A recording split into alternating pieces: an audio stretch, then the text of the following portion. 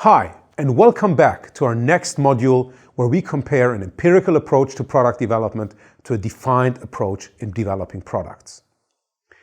As you probably remember from our previous module where we covered the context of Agile, agility, hence empiricism, is all about fast feedback loops and fast learning. Now we want to compare those two approaches to product development using a slightly different diagram as we did before. This time, on the horizontal axis, we will have our time. And let's say we have a deadline that we want to meet. On our vertical axis, we have value. And value for us is two things. Number one, value delivered to our customers. And number two, knowledge value created for us as an organization, as a team, as individuals.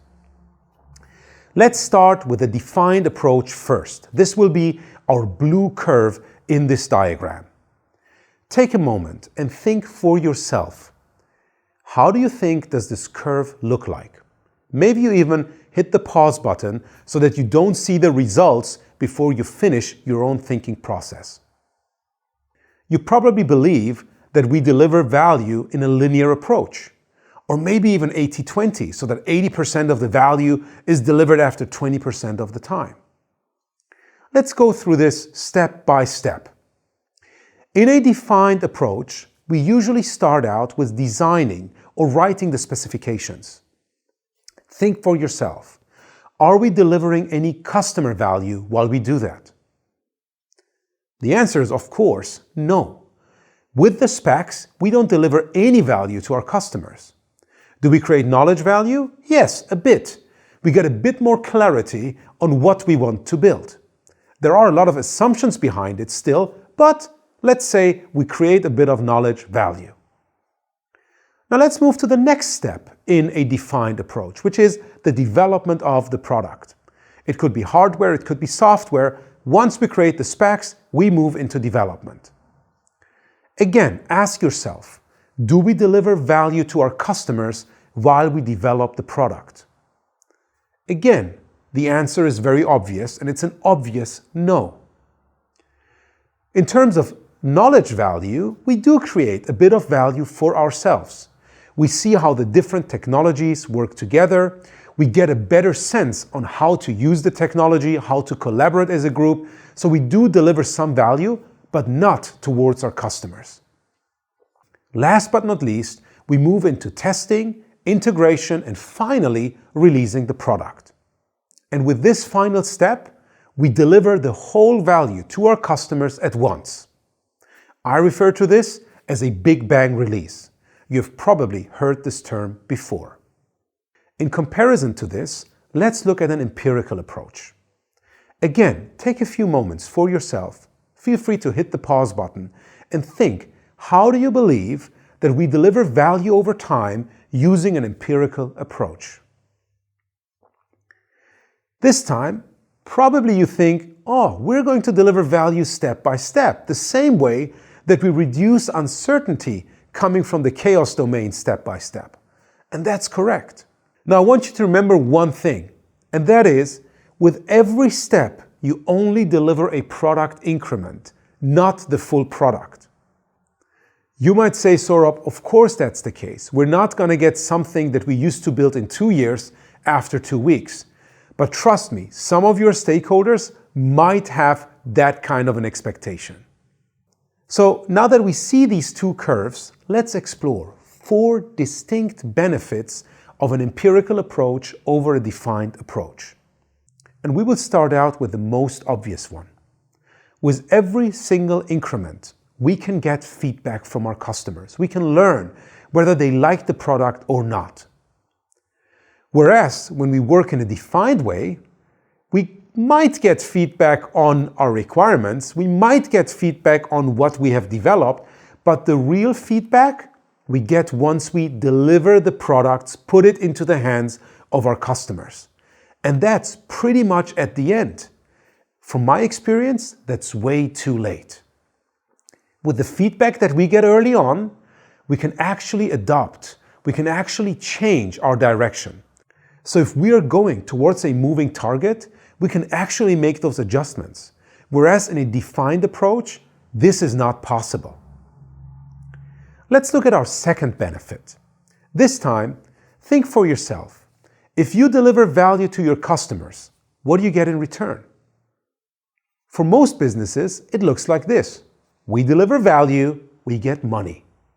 And it's the same now in the empirical approach. The faster we can deliver value to our customers, the faster we can potentially make revenues. Obviously, this depends on the type of business model that we run. Whereas if you look at the defined approach, when do we make money? We make money only at the end. And of course, we hope that we will make much more money, but there is no certainty that we will. There are several risks out there. Risk number one, does the market actually like our product? And risk number two, is our pricing model going to work? And those risks we will only see late in time. The third benefit is something that is not so obvious, and it takes a lot of experience to actually see this. When you look at the different increments that we're delivering, you can also imagine the customer's reactions to each of those increments.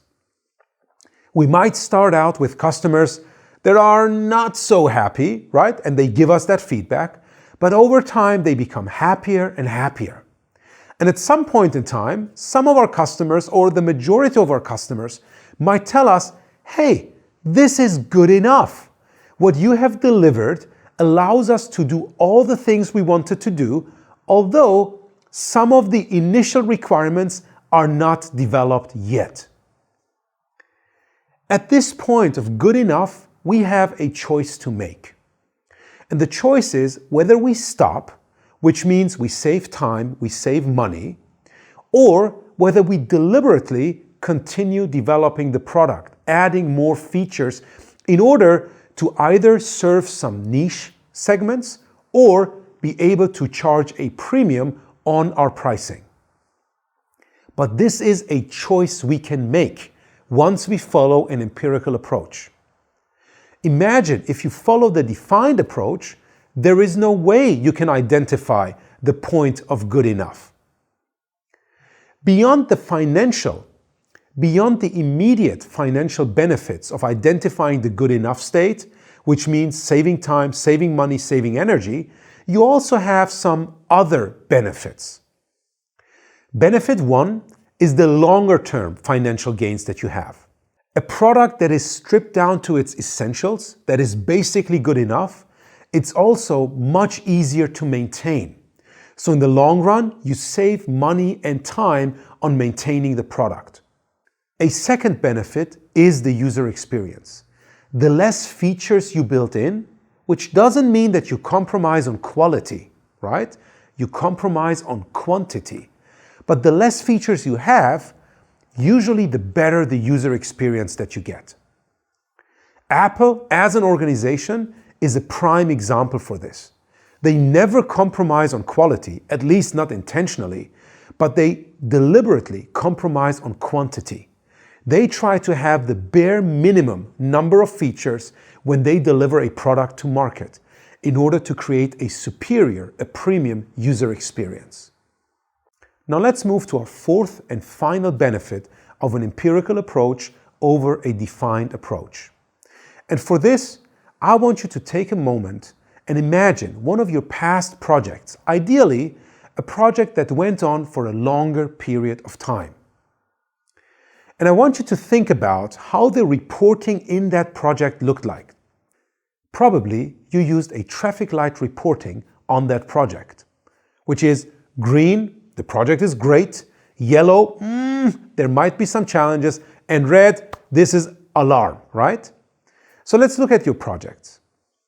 Most projects start out green. Why? Because while we're writing the specifications, everything is green, everything is on time.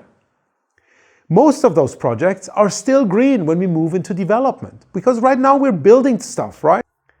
Once we move into testing and integrating stuff, we realize that probably our customers are not so fond of what we have built, or that the integration of the different modules doesn't work really well.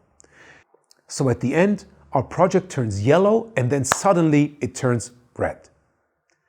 Now, most of those projects, once they turn red, also result in the project taking much longer than expected. I refer to these projects as watermelon projects. And similar to a watermelon, these projects have been red all along. The problem is, until we break up that watermelon, we don't see that they're red on the inside. And the problem with a defined approach, despite all the risk management techniques that we use, is that we don't create enough transparency with regards to all of those risks. So what kind of risks do we face when we build a new product? Risk number one is the market risk. Do customers actually want what we're building? Risk number two is the financial risk. Are we going to make a bigger return than what we're investing in the product? And risk number three is the technical risk. Are we going to be able to build the product in the same way that we intend to build it? Now, if you look at the defined approach, we're mitigating or moving all of those risks to the end of the project. That's when the project turns yellow or red. Because we deliver way too late to see whether our customers actually like it, whether our pricing model actually works, and whether the technology integrates really well, we can't assess whether the project is green or red. We just assume it being green because we're hitting the different milestones. The message here is not that an empirical approach to product development results in an all-green project. That's not the case. What we will actually see is that you assess those risks much earlier. That, of course, depends on how a product owner, for example, prioritizes the items in the backlog and how frequently you gather feedback from your most important stakeholders. But if you do this the right way, you will see early on whether your product actually meets market demands. You will also see whether you will be able to monetize your investments. And last but not least, you will also see whether the technology stack that you have chosen works well together. So summarizing this, we see 4 distinct benefits of an empirical approach over a defined approach. The first one is fast feedback, fast opportunities to learn, and the opportunity to change what we're delivering. The second one is the benefit of making money much earlier.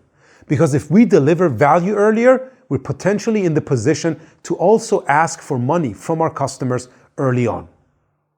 Benefit number 3 is the identification of the point of good enough, which gives us a deliberate choice of whether we want to continue building the product, hitting certain niche segments, or whether we stop and save time, money, and energy.